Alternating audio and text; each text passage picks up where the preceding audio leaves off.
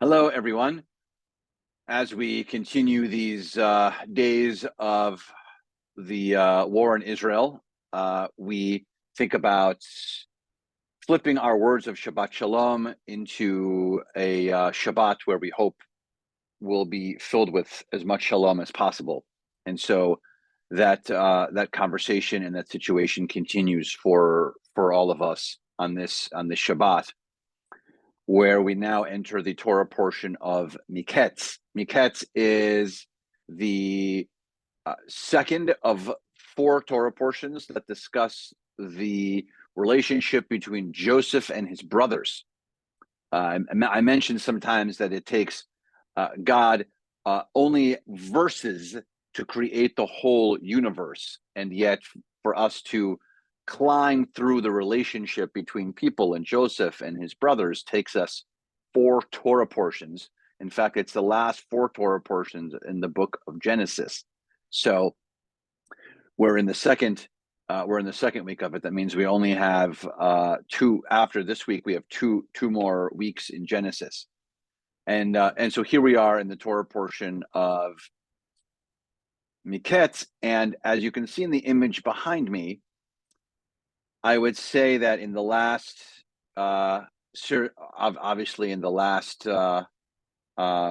weeks and now months, we are all living this duality of light and dark.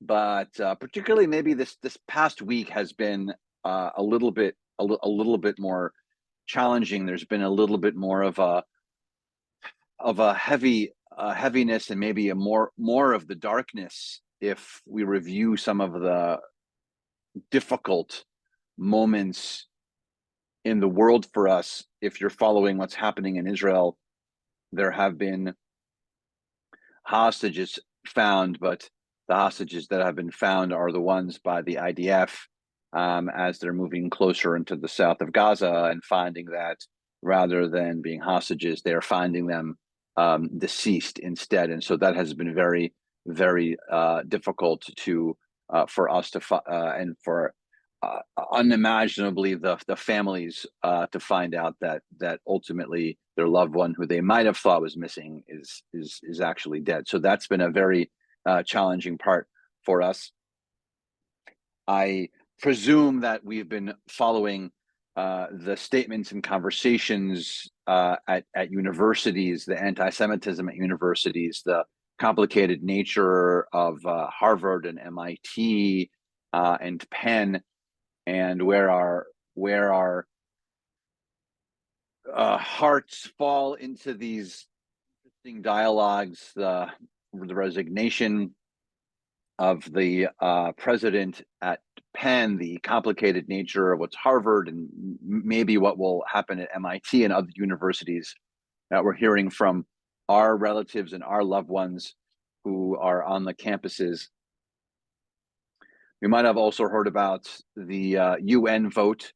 Not that the UN necessarily is a major factor. I'll speak for myself of my major emotions, because the UN, I think at this point, is a complicated entity. But we saw the vote 153-10 for an immediate ceasefire, and the term ceasefire is also very, very, very complicated for us, particularly what we could hope that Israel and the IDF are working towards in a way to take away the threat of Hamas for us. And so those are some dark moments. But what's also interesting, I'll tell you, is that at this very moment, and actually right up until services start soon, it's still Hanukkah. It's actually the 8th day of Hanukkah. We're done lighting the candles, because when the sun goes down tonight and we switch into Shabbat, Hanukkah will end. But right now, on this day, it is the 8th day of Hanukkah.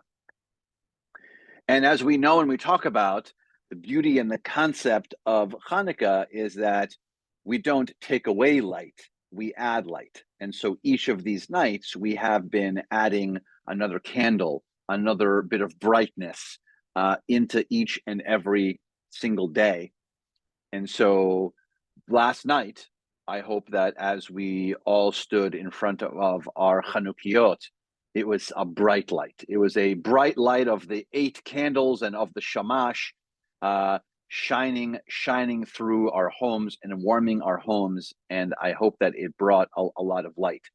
It also connects to Miketz this week, the Torah portion, because the Torah portion begins with Joseph in jail, maybe the most darkness we can possibly imagine. A rough start from last week with his brothers and ending up in a pit and being sold, and then beginning this week with him in jail, super darkness.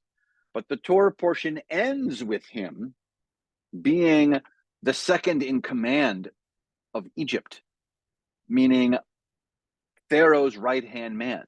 And so there is clearly that duality of the darkness of the beginning of the portion to the very bright light of the second half of the back half of the Torah portion.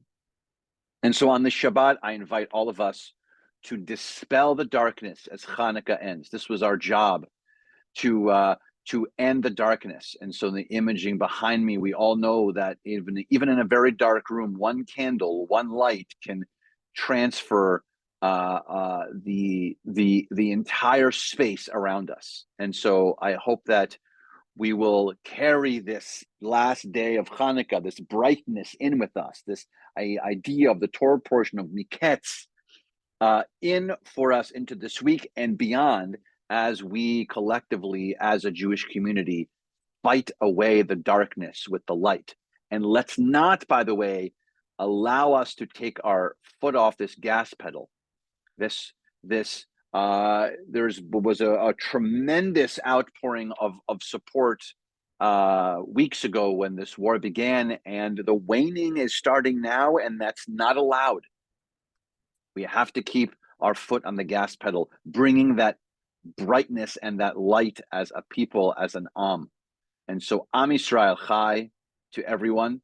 And please, let's all continue to be this light, and let's bring as much shalom as we can into our Shabbat.